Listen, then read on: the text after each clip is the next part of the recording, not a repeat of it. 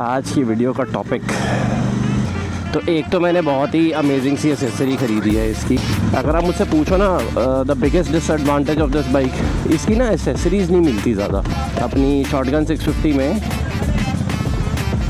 Super meteor का handle bar लगाया था, उसकी वजह से इट ओपन दिस विंडो कि मैं इसके ऊपर क्रूज़ कंट्रोल लगा सकूँ कि हम जा रहे हैं। जो मेरा राइडिंग ग्रुप है, जो Z900 वाला मेरा ग्रुप है, हम लोग जा रहे हैं एक लॉन्ग ट्रिप पे।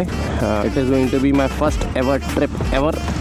दूसरा मैं सोच रहा हूँ कि इसका जो लेग गार्ड है ना, अगर आप देखोगे ना, लेग गार्ड बहुत छोटा है। मैं फॉग लैंप्स लगा सकता हूँ जो रॉयल एनफील्ड वाले ही हैं। Good morning ji and welcome back to the channel. कैसे हैं आप लोग सब? पता नहीं कितनी रिकॉर्डिंग होगी इसमें, क्योंकि मुझे मालूम नहीं है इस वाले मेमोरी कार्ड में स्पेस कितना पड़ा है।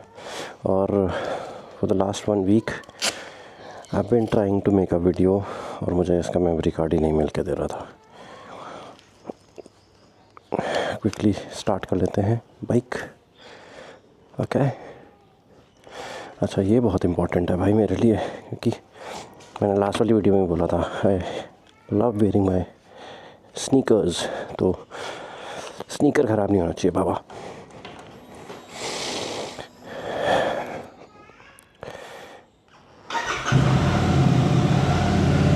तो ना भाई थोड़ा लेट हो रहा हूँ, मैं ऐसे ही मोड़ रहा हूँ इसको। काफ़ी लोग बोलेंगे ये क्यों किया, बट जब मैं लेट हो रहा होता हूँ ना, तब आई टेक दिस वे।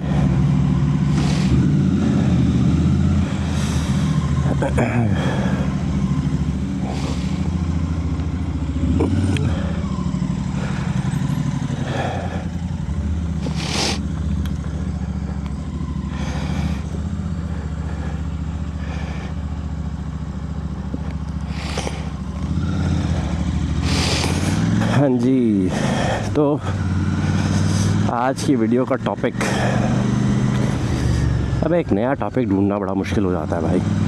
अब उस दिन तो मैंने वीडियो बनाई थी जो जिसके अंदर I covered all the topics जो मुझे यूट्यूब स्टूडियो सजेस्ट कर रहा था, बेसिस आप लोग क्या देखना चाहते हो, तो वो बना डाला मैंने। बट चलो कोई बात नहीं, I am going to talk about a couple of things that is going to be happening on my Shotgun 650। तो एक तो मैंने बहुत ही अमेजिंग सी एसेसरी ख़रीदी है इसकी, वो है इसका इजी क्रूज़ का क्रूज़ कंट्रोल।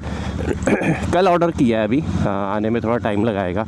तो ये मैं कर पाया बिकॉज़ मैंने इसमें सुपर मीटियोर का हैंडल बार लगा दिया था। अगर आप देखोगे ना, इजी क्रूज़ जो है वो शॉटगन 650 के लिए क्रूज़ कंट्रोल वाले जो नॉब्स होते हैं वो बना नहीं रहा था, और मैंने बड़ी कोशिश करी ढूंढने की कि कोई तो बना रहा हो। अभी प्रॉब्लम करंटली ये है इस बाइक की, अगर आप मुझसे पूछो ना the biggest disadvantage of this bike, इसकी ना एसेसरीज़ नहीं मिलती ज़्यादा। सिंस ये इतनी बिकी नहीं है, इतना लोगों में क्रेज़ नहीं है, तो उस वजह से जो मैन्युफैक्चरर्स हैं ना, वो इसके लिए ऊपर ज़्यादा इन्वेस्ट कर ही नहीं रहे हैं। इवेंचुअली जब क्लासिक 650 आएगी, which is actually based on the same shotgun 650, तो आपको और मुझे और एसेसरीज़ देखने को मिलेंगी। बट अभी के लिए तो अपने को we will have to live with what we have. तो अभी रिसेंटली इन द पास्ट मैंने अपनी शॉटगन 650 में सुपर मीटियोर का हैंडल बार लगाया था, उसकी वजह से इट ओपन दिस विंडो कि मैं इसके ऊपर क्रूज़ कंट्रोल लगा सकूं। क्रूज़ कंट्रोल मेरा काम आएगा in a couple of months from now, कि हम जा रहे हैं, जो मेरा राइडिंग ग्रुप है, जो Z900 वाला मेरा ग्रुप है, हम लोग जा रहे हैं एक लॉन्ग ट्रिप पे to Mussoorie. It is going to be my first ever trip ever. इतना लंबा मैंने राइड किया नहीं है आज तक। बहुत पहले एक बार जब मेरे पास करिश्मा होती थी, मैं तब अपने होम सिटी से गुड़गांव आया था, तो विच वाज लाइक 200 कुछ किलोमीटर। तो हाँ, कहने को मैंने करा है, but in the recent years मैंने नहीं किया। तो उसके लिए कुछ एक एक्सेसरीज़ जो है मैं ख़रीदने वाला हूँ, एक जिसमें से था क्रूज़ कंट्रोल। तो जब आप लॉन्ग डिस्टेंसेस पर जा रहे हो और सीधा सीधा आपकी रोड है, तो I think I would be able to use that cruise control. यहाँ पे लगेगा, प्लग एंड प्ले टाइप से है। मुझे लग रहा है कि शायद मैं खुद इंस्टॉल कर पाऊँगा उसको। और दूसरा मैं सोच रहा हूँ कि इसका जो लेग गार्ड है ना, अगर आप देखोगे ना, लेग गार्ड बहुत छोटा है। तो मैं सोच रहा था कि कहीं से मुझे टेम्परेरीली कोई जुगाड़ मिल जाए जिससे मैं इसका लेग गार्ड थोड़ा बड़ा कर सकूँ। और अगर कोई अनफॉर्चुनेट इंसिडेंस हो जाता है, मेरी बाइक टॉपल हो जाती है, तो एटलीस्ट मेरे पैरों पे नहीं गिरेगी वो। एंड ऑल्सो अगर वो बड़े वाला मेरे को लेग गार्ड मिलता है तो मैं इसमें फॉग लैंप्स लगा सकता हूँ, जो रॉयल एनफील्ड वाले ही हैं। आफ्टर मार्केट मैं सजेस्ट नहीं करता। मैंने आज तक जब भी आफ्टर मार्केट अपनी बाइक में कोई भी इलेक्ट्रिकल कंपोनेंट छिड़वाया है ना, मैं पछताया ही हूँ भाई उसके बाद। कभी वो बैटरी ख़राब कर देता है, मतलब कभी क्या, वो हमेशा बैटरी ही ख़राब कर देता है। कहीं ना कहीं कुछ ना कुछ ऐसा पंगा होता है कि मेरी जो बैटरी है वो ख़राब हो जाती है और फिर मुझे बहुत ज़्यादा इश्यूज़ आने लग जाते हैं। बट सिंस ये रॉयल एनफील्ड खुद करके देगा मुझे, तो मुझे ना तो वारंटी की चक्कर है, ना तो मुझे वारंटी के लिए डरने की ज़रूरत है। क्योंकि अगर आप थर्ड पार्टी कुछ भी लगाते हो ना, तो आपकी बाइक का वारंटी वॉइड कर देता है। And by the way, do you know, आपने अगर एग्जॉस्ट का एंड कैन भी चेंज कराया, वो भी आपकी वारंटी वॉइड कर सकता है अगर आपके एजेंसी वाले उस चीज़ की कंप्लेंट कर दें तो एजेंसी वालों से भी थोड़ी सी बना के रखनी पड़ती है भाई कि कंप्लेंट ना कर देंगे कि इन्होंने तो अपना एंड कैन चेंज करा रखा है। एंटायरिटी में पूरी बाइक का ही वो वारंटी वॉइड कर देते हैं, आरामी साले। तो ये 2-3 चीज़ें होने वाली हैं। बाइक के मेरे ऑलमोस्ट 2000 किलोमीटर होने वाले हैं। अभी तक मेरी journey has been happy so far. Again on a high level थोड़ी सी भारी है। अगर कोई नया बंदा इस बाइक के बारे में सोच रहा है तो एक बार जाओ, टेस्ट राइड लो। चलने में बहुत बढ़िया है, बट थोड़ी भारी तो है। और मेरा और वेट का तो थोड़ा अच्छा टॉक्सिक वाला रिलेशनशिप है ही है। मैं जिम जाता हूँ, इतना वेट मारता हूँ, अगर वेट कम मार रहा हूँ तो मुझे फील नहीं आती। तो इसीलिए मुझे लग रहा है बाइक का भी यही सीन है। बाइक भारी है बट मुझे इतनी ज़्यादा दिक्कत होती नहीं है इससे। तो आप एक बार ट्राई करना, अगर आपको लेनी हो तो पहले एक बार जाके चेक ज़रूर करना। और I am pretty sure you gonna like it. 1-2 questions का जवाब दे देता हूँ जो मुझे लास्ट 1 वीक में आए हैं। तो मैं ये भी कर सकता हूँ, वैसे फ्राइडे टू फ्राइडे मैं इसकी शॉटगन की अपनी वीडियो बनाया करूँगा। एंड आप लोग जो भी क्वेश्चन करोगे मेरी रील्स पे या मेरी वीडियोस पे, मैं उसके बारे में आपको आंसर कर दिया करूँगा। तो थोड़ा रॉ रखेंगे इस वाले ब्लॉग को।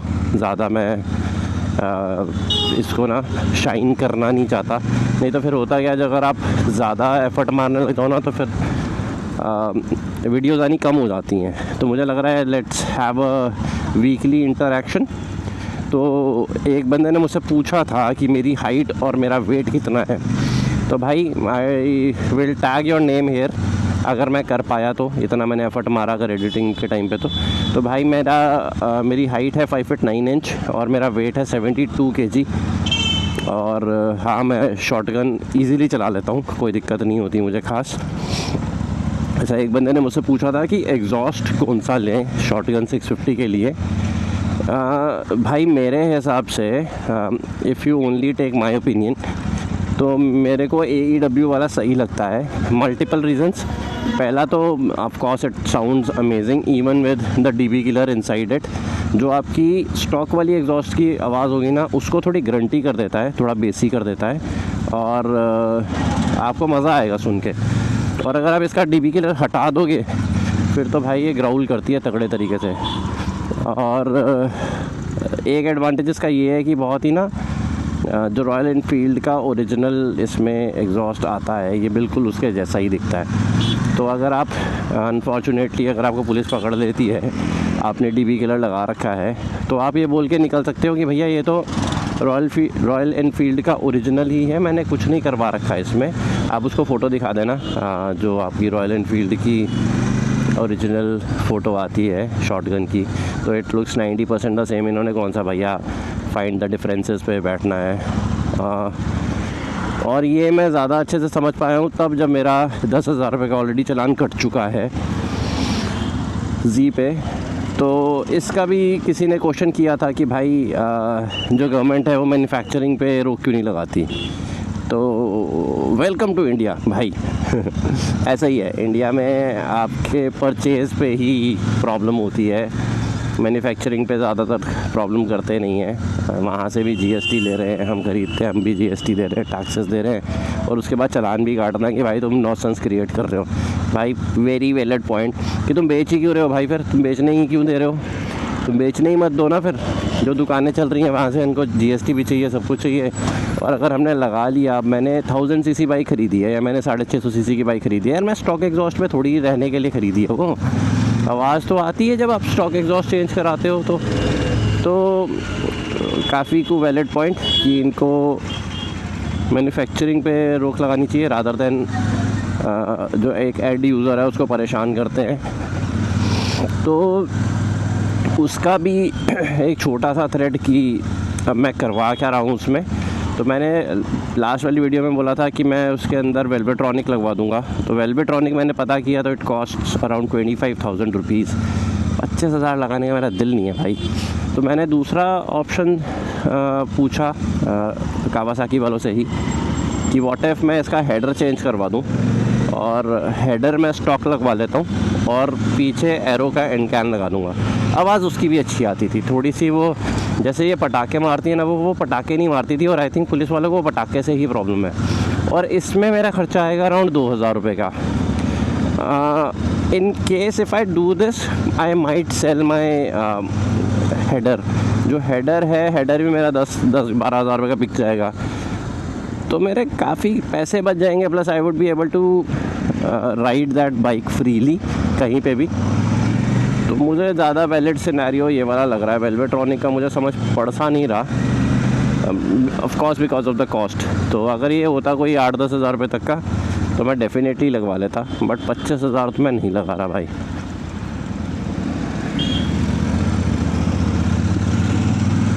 अच्छा, एक चीज़ और हुई मेरे साथ। मेरी क्रेटा एक्सीडेंट हो गया था क्रेटा का, तो उसमें मैंने पीपीएफ करवा रखा था।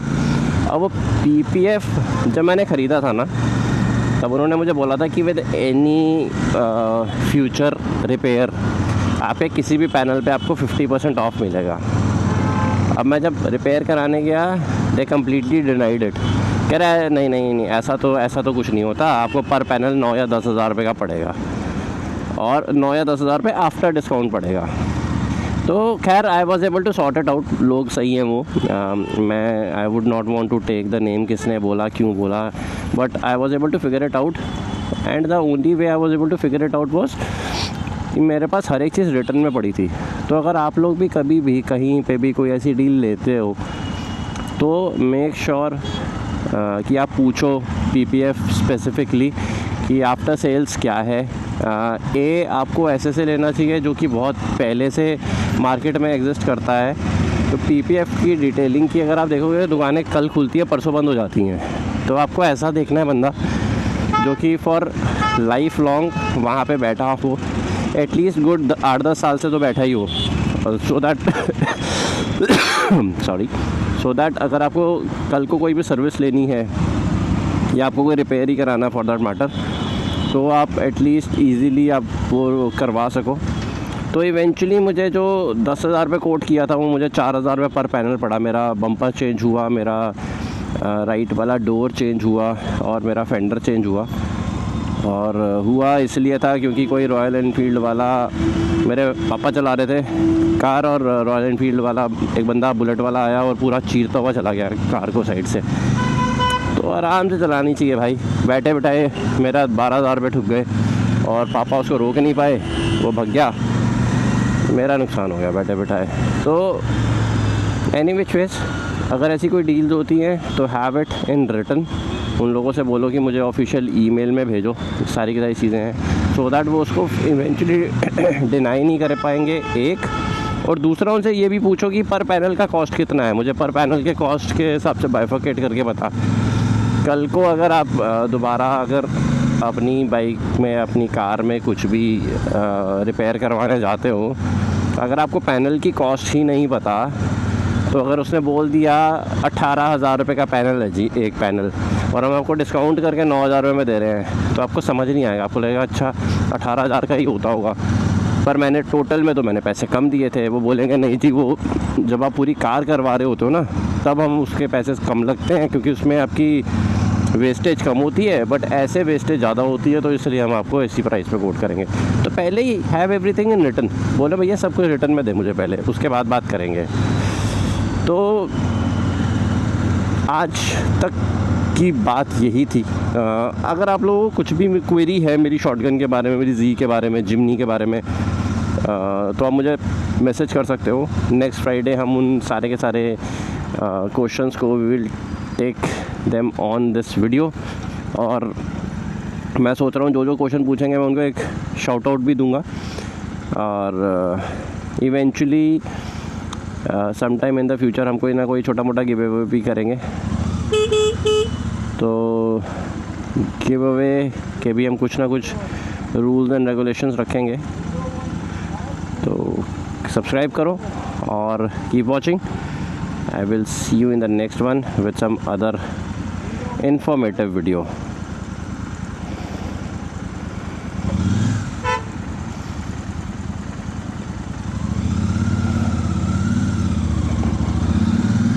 Bye bye.